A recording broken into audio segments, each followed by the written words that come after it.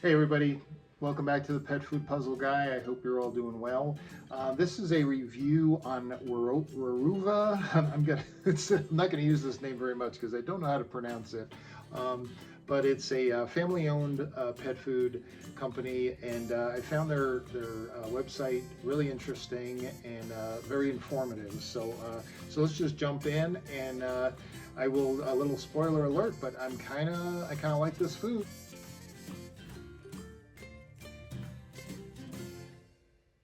Okay, so a young couple started this company back in 2006, so it's been around a while now. And a couple things real quick that whether you take it for good or bad, whatever, but I noticed I just did a video on how everybody's saying we use human grade ingredients these days. Well, they never actually say that on their website, but they do talk about the fact that their facility is all human food. It's a human food facility. So, so that's good. And in their Q&A, it says, where are your foods made? And it says, our human style, so they call it human style, foods are made in Thailand in facilities that also make food for people. In fact, much of the people food goes to the US, EU, Australia, and Japan. Thailand, which I guess this might be true, Thailand is a world leader in producing foods for people, and in our case, pets around the globe. We choose to make our food in Thailand because of their close partnerships with us and their ability to meet our stringent manufacturing standards. Furthermore, we strive to be a sustainable business partner by working to protect the Earth's resources and living beings that inhabit it, by being diligent with best business practices and maintaining a global standard certifications we hold. We manage each step in our supply chain with ethical and sustainable practices. So I have no reason to doubt that. Again, when I heard Thailand, I wasn't totally thrilled. I'd rather hear, US or Canada. Sorry if that sounds whatever. But anyway, again, the bottom line, show me the nutrients, right? The other thing was their website is very informative. I really was impressed with their website. Um, as Stephanie mentioned in the comments, and George has said this before when I've commented on foods that I thought were really good, but when you look at their marketing, it's so dishonest. It's that same old, we're good and everybody else is killing your pet, that kind of thing. You don't get that feel from this website, so I'm impressed by that. Let's go to their website real quick. I just want to show you a couple pages. They do say that they are carnivore focused, and I do want to read this because this does reflect in their diets. They're very consistent, and I do appreciate that, even if I don't totally agree with it. But carnivore focused. Cats and dogs are carnivores. Now, right there, I would challenge no, cats are carnivores, dogs are omnivores. That is not really a thing to debate anymore, but people selling food seem to still want to make it a debate. But anyway, Weruva was formulated with this in mind. So they're starting with that premise that dogs are carnivores just like cats. Calories for pets and people come from three places: protein, fat, and carbohydrates. The calories from meat are comprised of protein and fat, with minimal, if any, calories coming from carbohydrates. Well, the calories, if they're coming from meat, they're not coming from carbohydrates. Makes sense. In that regard, cats and dogs need protein and fat. Yes, if you take away the carbs, they need energy, protein and fat. Fat would be actually preferred because they can utilize that much easier. Protein has to be broken down and converted. That puts wear and tear on the kidneys and the liver. So really, once they've reached the amino acid levels that they need for all the other functions protein does, you really don't want to be using it for energy. But I'm kind of going off on a tangent here and not reading from them. So let's go back. Let's go back to them. But what they're saying here, in that regard, cats and dogs need protein and fat, whereas cats and dogs do not need carbohydrates. Um, True, you can use protein and fat, but is that optimal for reducing the work on the kidneys, for reducing mineral levels, different things like that? That's in many of my other videos. So for cats and dogs, carbohydrates are not metabolically necessary. And of course, the key word here all the time is needed, necessary, but can they be used and utilized well? Yes, by board certified nutritionists, they definitely can. So their position is no here, right? Um, and the carbs should be kept to a minimum. Cats are obligate carnivores, true, which means they are obligated to and must eat meat to survive. Why is that? Because the amino acid taurine, vitamin A, there's just a few things they can only get from meat. Unlike dogs and people, we can get taurine from other sources. We can store it. They can't even store it. They need it every single day in their diet, and the only place they're going to get it is meat. So that requirement is there. That does not mean that is all they can eat. They can't eat carbs. They can't eat anything. That is just a total myth by pet food companies. Cats are obligate carnivores, which means they're obligated to and must eat meat to survive. Dogs are also omnivores. I'm sorry, I just Freudian slip there. Dogs are also carnivores, but some dogs may be able to adapt to an omnivorous diet, meaning some dogs can handle carbohydrates. Here is where I question who are your board certified nutritionists that are writing this stuff. This sounds like this was written by an amateur selling pet food. And I'm starting to sound, like negative toward this company, and I'm really not. When you finally look at the nutrients, I think you're going to be impressed. But, we have to see what they're saying here. They do believe this. This isn't just jargon on their part, but it's wrong. Okay, dogs are, and they kind of say it, oh, well, they are able to adapt to an omnivore diet. Yes, they can, and they do every day. That's why they're omnivores and they're not carnivores. Otherwise, they would have the same needs as a cat, and they don't. They're just like people. They can use plant protein that is totally established and a proven fact. Just go to the internet and get away from YouTubers and people on Facebook. So some dogs can handle carbohydrates, and others cannot. I'd be curious the ones that can. All Veruva foods are formulated with the carnivore in mind.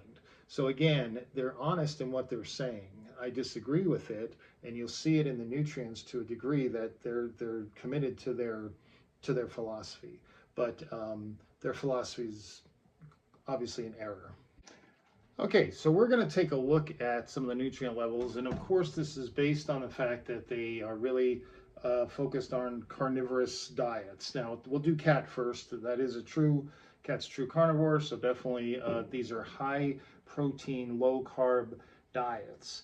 And I'm going to show you 4 and just show you how interesting that, now this is a food company. You can go to their website and actually check all this out. So, I've done it for you, but you should go there. All the diets are there, all the dry matter percentages, even the milligrams per 100 kcals. I mean, this company, gotta love their website.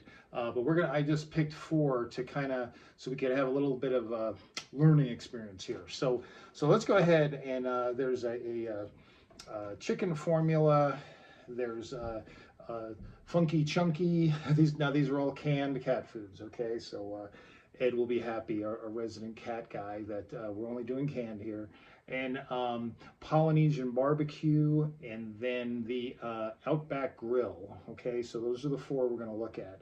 And I think I'm just going to go ahead and throw all the numbers up there, and then we can kind of talk about it. So let me put them all up there. And on the top, you'll see the percentage of protein. Now, if you remember, what was it, 40% on a dry matter basis was the optimal range. That was the maximum optimal range for small animal clinical nutrition for protein for cats. Remember these are low carb diets. So if you're not getting energy from carbs, you got to get it from fat and protein. So having a higher protein diet, it goes along with the concept. Okay, so these are all above that 40% for a good reason, because they're using it for energy. Again, it's not my favorite idea, but let's just see what we got here. So what you'll notice is, and I don't usually put up carbs, but I wanted to put it up because I thought this was interesting. Look at the carb level in these diets. So there's the chicken formula, 77% protein. This is a high protein diet, and the carbs are very low at 3.9%. Okay, if you look at the Funky Chunky, it's much lower in protein, which I like. You can see there's a lot more carbs, 22% carbs in here. This is more along my way of thinking. Okay, let's get energy from those carbs. Yes, these are cats, they're true carnivores, and they definitely can use carbohydrates for energy, and reduce that protein level because we don't want to be using it for energy. If you look at Polynesian barbecue, all the way up to 81% protein. Okay, and what do we find? 7.4% carbs. So really high in protein, semi medium in carbs there. And then if we look at Outback Grill, what do we see? Pretty high in protein, really super low in carbs, only 0.6, and it is 0.6. I double checked to make sure I wasn't messing up there. So you can kind of see the difference there, but what do we always look at? We always look at, if we want to know the quality of the protein sources, and these are all very meat-based diets, so it's kind of nice and fair. We're comparing apples to apples. If we look at phosphorus, it tells us what the quality of the protein sources are using, and also how healthy it is, how safe it is for this cat to be eating this diet every day, day in and day out, with the risk of kidney disease, with the risk of urinary stones, things like that. So when we look at the phosphorus level, what do we find? In the first two chicken-based foods, the Funky Chunky, I'm pretty sure that was chicken as well, but the regular chicken lickin', or whatever they called the first one there, you can see that the phosphorus level is 0.82. And if you remember, if we go back to what was the optimal range for phosphorus in a adult cat food on a dry matter basis, 0.4 to 0.8. So they're just barely over that. And that's, again, that's just the optimal range. So these are two really great diets. Now, again, do I like the protein so high and the carbs so low in the chicken? Not really, but I really like the Funky Chunky, I guess, is my favorite so far, because I like that 60% protein and using some of the carbs the way carbs should be used. Okay, and again, look at that phosphorus, real nice. If you look at the Polynesian barbecue, what do we find? It's really high in protein. There's a little bit of carbs in there for energy and the other things that carbs provide. But look at the phosphorus level in that food, 1.57%. Okay, so it's basically double, and very typical. We saw those numbers with many of the other diets that we've looked at, and we see it here as well. Okay, so does it go along with the high protein at 81%? I suppose so. But again, so far the chunky or the Funky Chunky is the one I'm going to feed. Okay. Now let's look at the Outback Grill. It's not that much higher. Actually, it's higher than Funky Chunky, but it's lower than the chicken and the Polynesian barbecue. It's almost 68% protein. Again, hardly any carbs at all. Okay, in this diet. But look at the phosphorus level in this one. 2.15%. That's getting up there. We've seen a few like that, but that's pretty high. So I was really surprised. And what's great about this brand is all this information is right there on their website. Every can of cat food they make with all the funky names and everything. You can see the dry matter of each one. You can see the milligrams per 100 kcals of each one. That is really impressive. I've got it, and I have to say, there are diets, looking at these numbers, that this company is making that are very healthy diets. Now, there's a few that aren't, and kind of shame on them for making these. But I have to say, kudos to them for making some real healthy diets. Most of you know that I compare many nutrient profiles to Science Diet, because I do feel that company just with the most experience, the most research, the most board certified nutritionists, I'm just going to trust their nutrient profiles. One, they do match up perfectly at optimal levels, but again, they just do it right. So here's a food company that's right in line, except for the protein. That's a difference of opinion there. But if I have a healthy cat, that high protein with that low phosphorus and low sodium level, is really not a problem. So the interesting thing was they make 3-ounce cans. Science Diet makes 3-ounce cans. So I was curious, how does the price of this stuff that really looks like a good product, what's the cost? And those 3-ounce cans, they're $1.79 for Weruva, if I'm saying that right. I'm not going to use their name much because I'm really struggling. I'm maybe really messing it up. But their can is $1.79 on Chewy, and Science Diet comes in a 3-ounce can at $1.75. So basically, you're getting the same price for two different companies that really are providing what appears to me to be really great nutrient levels, and they're putting it all out there for you to see. So that's impressive.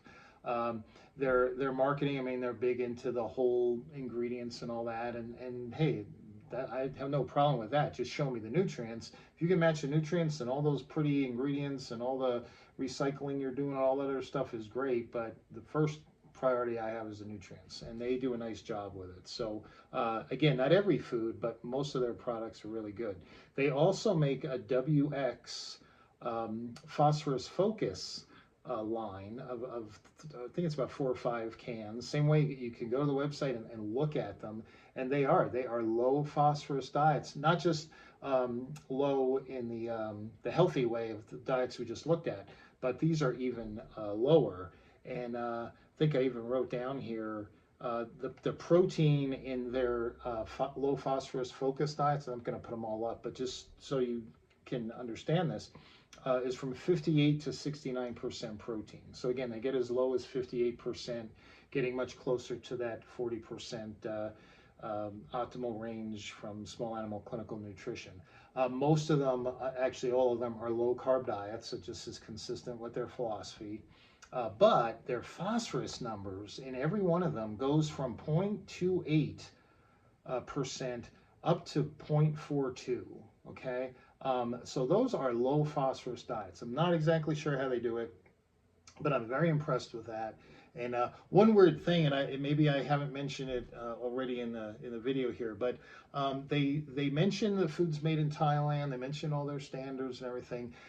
I could not find, and maybe some of you guys are really good at researching this for me, and you can add it to the comments, but I can't find any reference to here is the board certified nutritionist that formulated our diets or works with us, or we have a board certified nutritionist on staff.